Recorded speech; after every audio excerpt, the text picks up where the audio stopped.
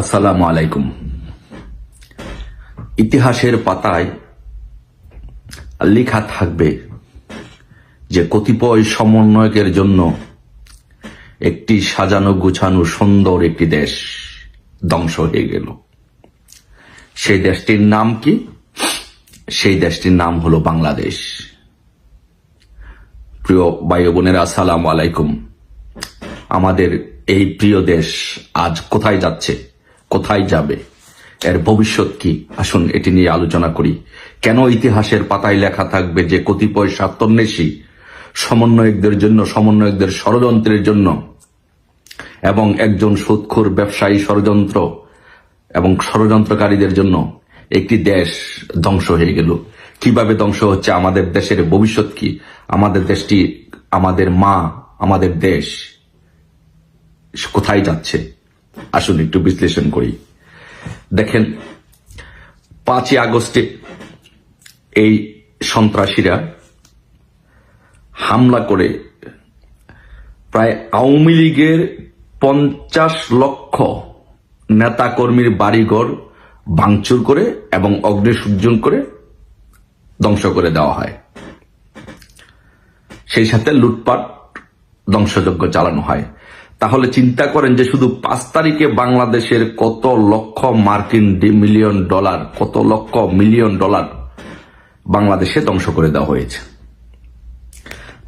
তারপরে আপনারা যদি দেখেন যে সাম্প্রতিককালে বাংলাদেশের 5 তারিখ পর্যন্ত বাংলাদেশের রিজার্ভ ছিল 26 বিলিয়ন মার্কিন ডলার।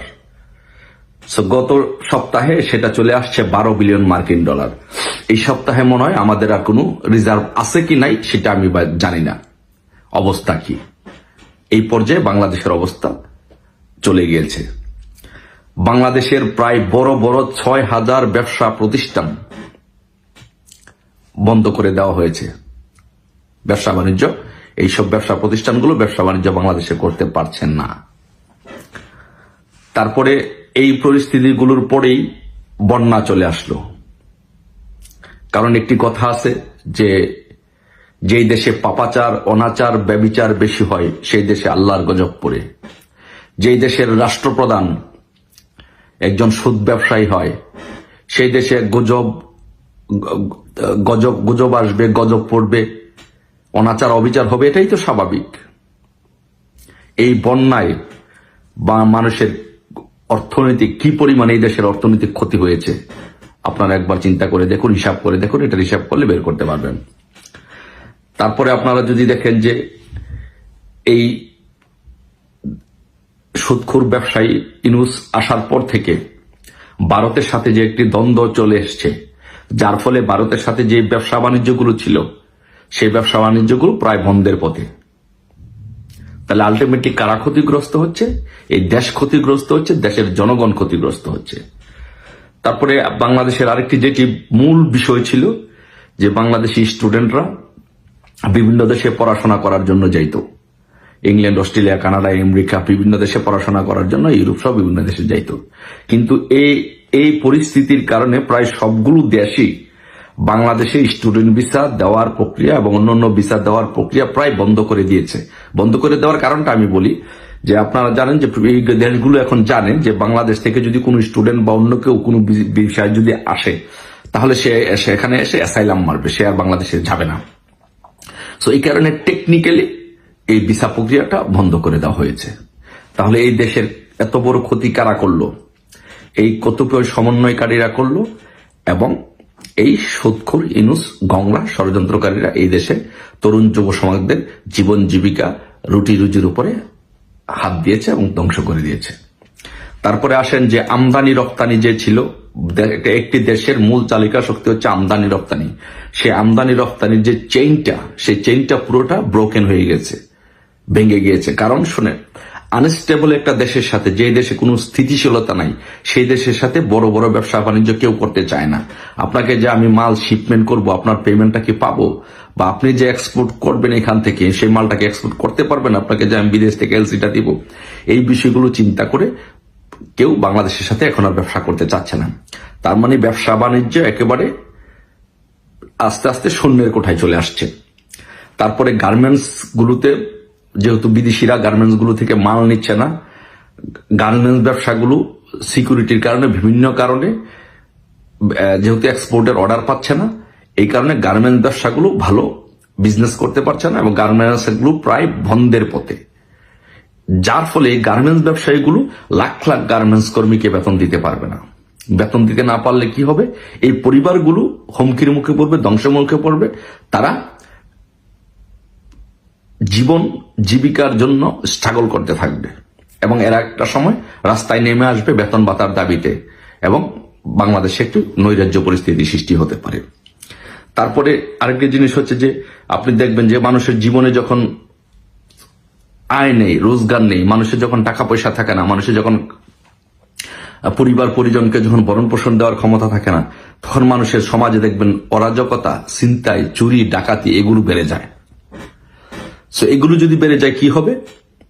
সমাজের মধ্যে একটি বিশৃঙ্খল পরিস্থিতি সৃষ্টি হবে। অলরেডি আমাদের বাংলাদেশ একটি ব্যর্থ রাষ্ট্র হওয়ার জন্য যা হওয়া দরকার, যে যে গুণাবলী থাকা দরকার, সেইগুলো অলরেডি বাংলাদেশে উপস্থিত। বাংলাদেশ অলরেডি একটি ব্যর্থ রাষ্ট্র। তাহলে যদি এই পরিস্থিতি যদি বিরাজমান থাকে এবং বাংলাদেশের পরিস্থিতি যদি এইভাবে কন্টিনিউ করে, তাহলে অচিরেই বাংলাদেশে কি দেখা দিবে? দুর্ভিক্ষ দেখা দিবে। তো বাংলাদেশে যদি দুর্ভিক্ষ দেখা দেয়, এই বাংলাদেশটা যদি আফগানিস্তানের মতো হয়ে যায়, তাহলে এর জন্য দায় কারা? বাংলাদেশটা কি 5 তারিখের আগে এরকম ছিল? ছিল না।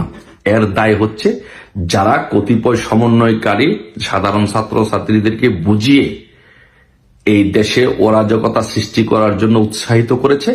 এই সমন্বয়কারীরা হচ্ছে এই বাংলাদেশের এই বিশৃঙ্খলা, নৈরাজ্য এবং দুর্ভিক্ষের জন্য দায়ী।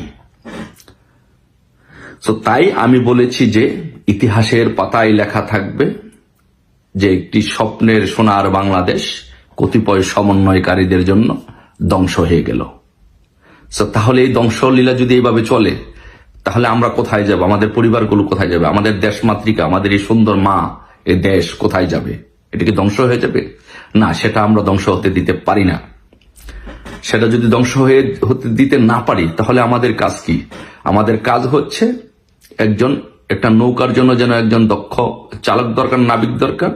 একটা দেশের জন্য একজন দক্ষ রাষ্ট্রনায়ক দরকার। সেই রাষ্ট্রনায়ক ছিলেন আমাদের মাননীয় প্রধানমন্ত্রী বঙ্গবন্ধু তনয় দেশরত্ন শেখ হাসিনা। তো আসুন সবাই মিলে আমরা আবার দেশরত্ন শেখ হাসিনাকে এই দেশে ফিরিয়ে আনি। আবার একটি যুদ্ধ করতে হবে, প্রয়োজন বুঝে নিজের জীবন দিতে হবে, নিজের জীবন রক্তের বিনিময়ে হলো আমাদের এই দেশটাকে রক্ষা করতে হবে, এই দেশমাতৃকাকে রক্ষা করতে হবে। আবার ঘরে ঘরে লগি বৈঠা তৈরি করুন। আওয়ামী লীগের নেতৃবৃন্দ যারা আছেন সবাই যার যার ঘরে ঘরে লগি বৈঠা তৈরি করুন, প্রস্তুত থাকুন। আমরা আমাদের এই দেশমাতৃকাকে এভাবে ধ্বংস হতে দিতে পারি না, এভাবে দুর্ভিক্ষের দিকে ঠেলে দিতে পারি না। মানুষের জীবন জীবিকা যখন থাকবে না, মানুষ অনাহারে থাকবে, অর্ধাহারে থাকবে। এই মানুষকে, বাংলাদেশের মানুষকে আমরা অনাহারে অর্ধাহারে থাকতে দিতে পারি না। আরেকটি কথা আমি বলি যে আমাদের প্রিয় নবী হযরত মুহাম্মদ সাল্লাল্লাহু আলাইহি ওয়াসাল্লাম এক সময় অন্যায় অত্যাচারের কারণে মক্কা ছেড়ে মদিনাতে যেতে বাধ্য হয়েছিলেন। তার মানে এই না যে হযরত মুহাম্মদ সাল্লাল্লাহু আলাইহি ওয়াসাল্লাম পরাজিত হয়েছিলেন।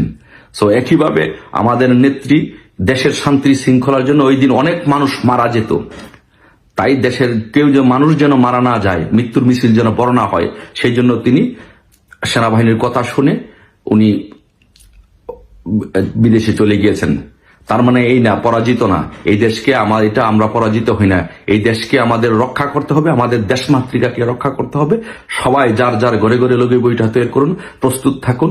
যখন মাননীয় প্রধানমন্ত্রী শেখ হাসিনা আন্দোলনের ডাক দেবে, আমরা রাজপথে ঝাঁপিয়ে পড়ব। আমরা লক্ষ লক্ষ কোটি কোটি বঙ্গবন্ধুর সৈনিকেরা জীবন দিতে প্রস্তুত রাজপথে। ইনশাল্লাহ আমরা আবারও বাংলাদেশকে রক্ষা করব, এই দেশকে রক্ষা করব। সবাই ভালো থাকবেন। জয় বাংলা, জয় বঙ্গবন্ধু।